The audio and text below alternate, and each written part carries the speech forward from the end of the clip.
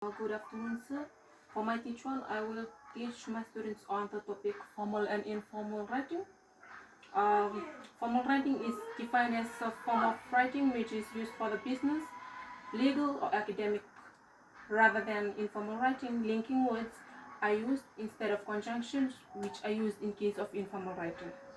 For my motivational activities, the activities for this lesson will imposed by the students to portray the different types of conversation used daily in informality and in formality. This when two students will be required to portray the conversation between friends and the other to portray the conversation between a teacher and a student. This activity will involve a fun-filled way for the teacher to gain the attention of the students. So the topic for this particular lesson is formal and informal writing. Formal writing, as we can see, is defined as the professional writing, such as academic writing, essays, research, etc. Formal piece of writing is one that must be clear, properly framed, and well organized. On the other hand, informal writing is often understood as casual writing.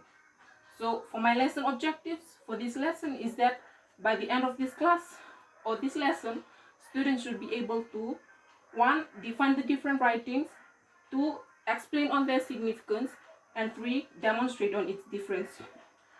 So some questions that I may ask them in order for me to know that they understand my class is that I will ask them to write their own formal and informal writing with the questions. Explain the incident yesterday at work when the two workers fought over the photocopying machine. For my lesson content, formal writing is defined as the professional writing such as academic writing, essays, research, etc. Second one, piece of writing is one that must be clear, properly framed, and well organized. Third, word choice and tones will be polite. Fourth, use of proper spelling. And the fifth, no use of contractions. For the second question is, what is informal writing? First, it is often understood as casual writing and personal conversation. Second one, personal and emotional tone is used. Third, it is used when writing personal emails, text messages, letters to friends. Fifth, subjective. Sixth, acceptable use of slangs. And the last one is imperative sentence used.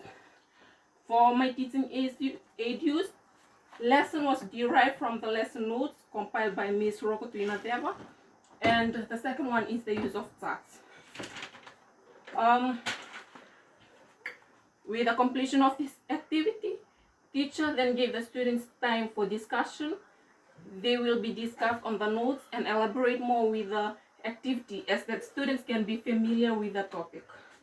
And then I will sum up the class by asking students to present their answers so I as a teacher will know whether objectives was attained or not.